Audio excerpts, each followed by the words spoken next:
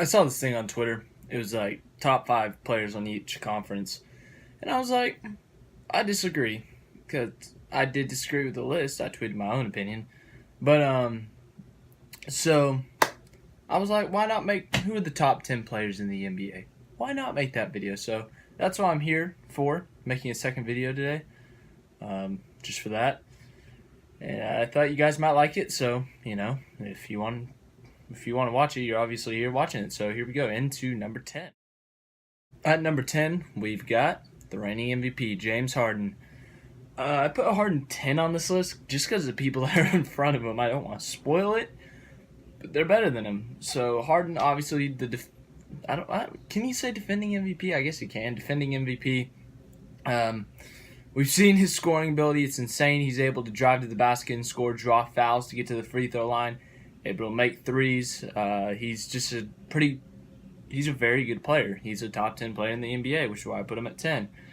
So, I mean, Harden's a very good player in the NBA, as I said. His scoring ability. Why I put him so low?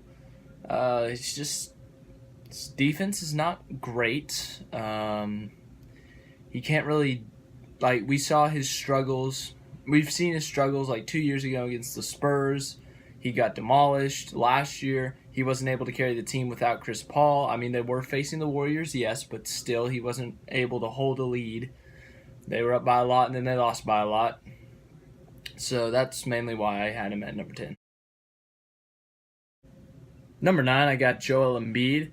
The reason I put him ahead of Harden was because, he's played 2 years basically. And both years he's averaged over 20 points. And this year he averaged 11 rebounds along with that, which is insane. And if you've seen him play, you've seen that he's a freaking monster and that he can do what he wants. Can dunk on people, he can score on people. It's absolutely insane what he can do. This year his numbers were 23 points, 11 rebounds. I mean, seriously, he can just control the paint. He can score. He can actually, not great at threes, but he can make them, which is a threat, which is huge for a player. If a big man can shoot threes, that is just scary for an opposing team to guard. So that's just such a threat that's why I have him at number 9, because of his ability to be a threat, not just in the paint and getting rebounds and scoring inside, but his ability to make threes on the outside and pull out defensive centers that aren't as comfortable outside, because they'll be back letting him shoot, but then he'll make one. So next time they'll kind of be, oh, where do I go? Do I go? What do I do? And then he blows by him and goes and dunks on the other team's point guard or something. So that's really, you got to put that into consideration when you see him play, and that's why I have him at number 9. Number 8, this is about to trigger all you bandwagoners out there. Stephen Curry. You're like, Stephen Curry, he's a 2-time MVP, and he's better than everyone.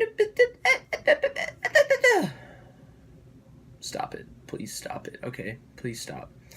Stephen Curry is a great player. Don't get me wrong. He's incredible. He deserves the first MVP, second MVP. Not really. He's a great player. He's one of the best shooters we've ever seen in the history of basketball. He's able to score majority of threes. He can get inside, chuck it up, and make it. But what else can he do? He's not better than some of the guys above this list. That's a terrible comparison, but you'll see later down this list of why I put people ahead of him, and I'll just explain to them what they have versus what Curry doesn't. I'm not going to compare this whole video to Curry, but I'll list things they have, and they weren't listed for Curry. So Curry's not top 5 for me, just because defense, they'll target him. Teams will target him. Like the Cavs, Game 7, they targeted him.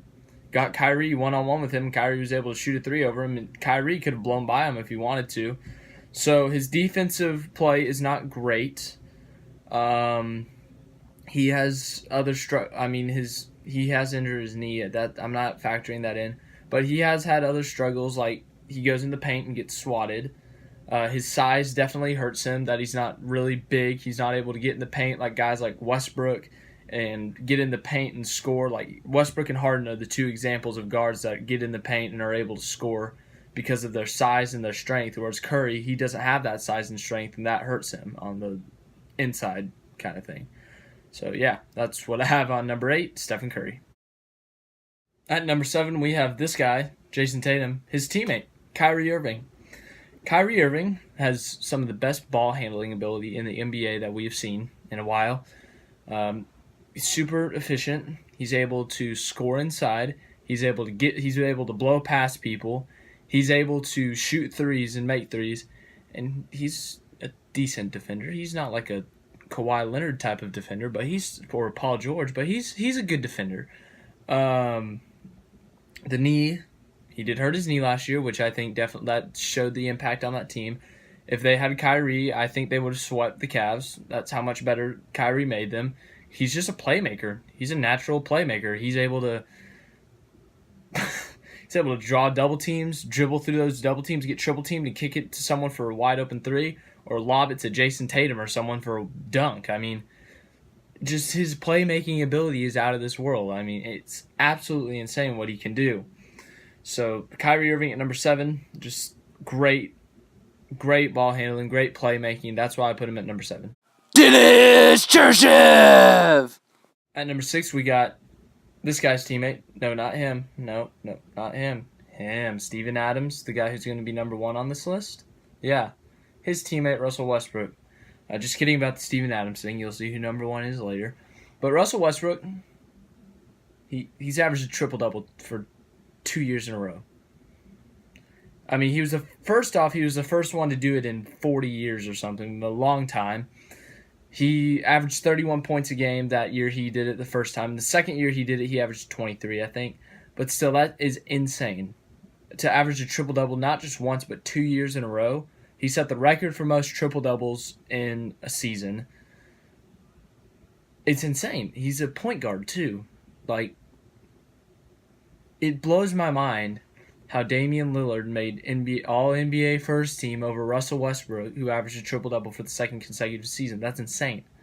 Seriously, like, if you can average a triple-double, I think that should pretty much lock you into the first team All-NBA, but apparently it doesn't, which is very, very confusing, but what do I know?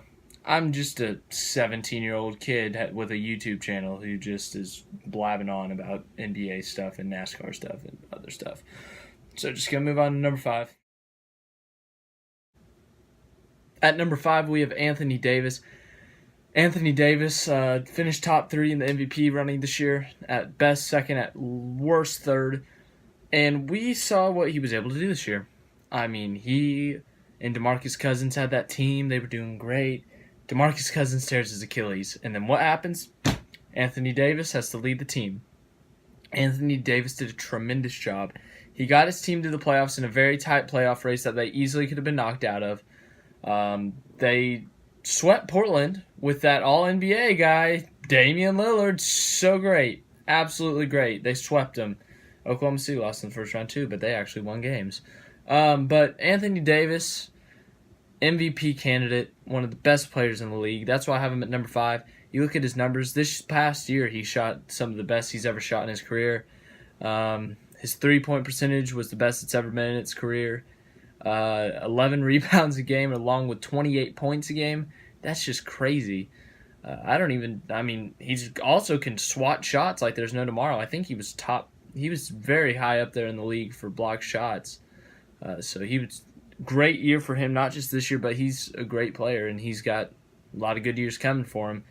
So, yeah, that's why I have him at number 5. Moving on. At number 4, we got Giannis Antetokounmpo. Giannis is... he can do everything, and it's scary. It's really scary. Like, I want to cry. It's scary. He's like one of the first people in the NBA to ever average the most points, rebounds, assists, steals, and blocks on a team since a long time ago, or if ever. I don't know what it was, but it was a record, and it was incredible, and he's still doing great. This year he averaged a double-double, 27 points, 10 rebounds a game, shooting 53% from the field. I mean, he can do it all. There's literally a dunk of his where he took 4 steps from half court. 4 steps! You go to a basketball court right now and try that. Go, you can't do it. You cannot do it. Giannis did it. That's how insane his athleticism is. 4 freaking steps, and he made it look like he didn't even try. He looked like he was jogging the thing. I mean, he's super athletic, and he can play on both ends of the court. What else do I need to say? That's why I have him at number 4. I really don't think I need more explanation. If you want more explanation, go look up Giannis highlights. You'll get them all right there. You'll get the explanation. That's my explanation. At number 3, we have the San Antonio Spurs. I mean, oops, that's awkward. Kawhi Leonard. Just like Giannis, he's a great two-way player. Man, Kawhi is good. As I told you in my power rankings video and the video that said where do the Raptors fall in now that they have Kawhi, 2 videos I made. You can go back. They're very recent. I pretty much just slammed the fact about how good Kawhi is and how much of an impact he makes. Kawhi Leonard is at number 3 because his scoring ability is absolutely incredible. His defensive ability is absolutely incredible. I mean, he's able to go down and score like 30 a night, and then he's able to go down and lock someone down on defense. Not a lot of people can do that. You can't really name anyone that can do that. That's insane. And the 2 people ahead of him, I think you could have guessed who's ahead of him by now, but we're just going to get straight into it. It's not going to need much explanation, but here we go. At number 2, we have my favorite NBA player. Hate the team he plays for, but he's still my favorite player. Kevin Durant. Basically, summary of his career. Drafted by Seattle. They are non-existent. That's why you don't see them in this room. And then he played here. And then he left them for here. And people are still salty about it. Get over it. It's a professional decision, honestly. Everyone hates the Warriors. Even I hate the Warriors, but we got to get over it. But that's not what I'm here to talk about today. Kevin Durant. I really don't think I need to explain this much. I'll talk about it because I'm making this list and I kind of have to, but his scoring ability is almost inhuman. I mean, he can score like a guard and get to the basket. He can dunk like his position as small forward or a guy that's in the dunk contest. He can pull up and drain threes, and then he can do post moves. He can do fadeaways like Dirk. I've never seen him do a hook shot, but he can do crazy shots. He can do fadeaways. He can do heavily contested shots and make them. He's just a great overall player.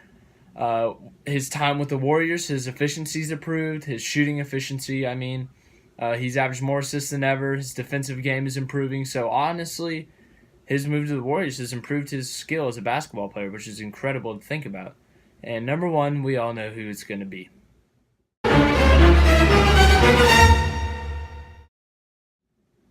LeBron James. Let's face it. I don't have any LeBron gear. I used to have a Miami shirt, so I had to stick with this Star Wars t-shirt. It's a nice t-shirt, but LeBron James. I'll get a LeBron Lakers jersey. I will. At some point. I will. I'll get it. But LeBron James, when you're in contention for the greatest player of all time, you're the best player in the league. Unless you're playing at the same time as the other person. But I seriously don't need an explanation for this. This one I actually do not need an explanation for. Like, he was the most coveted free agent. Look at this. Look who he's on this cover with. Seriously.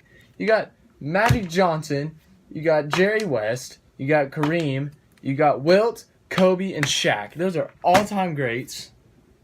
And LeBron's up there. And he's up there with the legends now.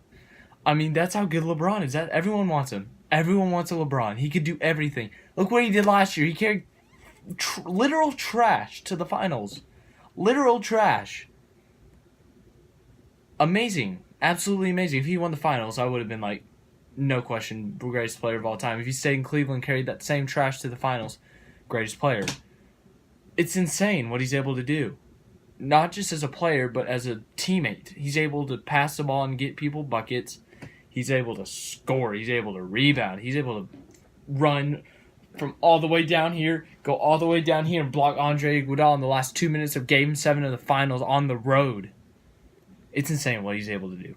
So, with that being said, thank you for watching. This was a nice video to make. Second video of today. If you disagree with my list, you disagree with it, tell me in the comments how you feel. Put your list. Like, subscribe, share. You should really do that. You should leave a like because it will make me happy. You should subscribe because it'll make me happy. And you should share because it'll make me happy. And it could make other people happy if they like these type of videos. So, if you like the video, like the video. Yeah.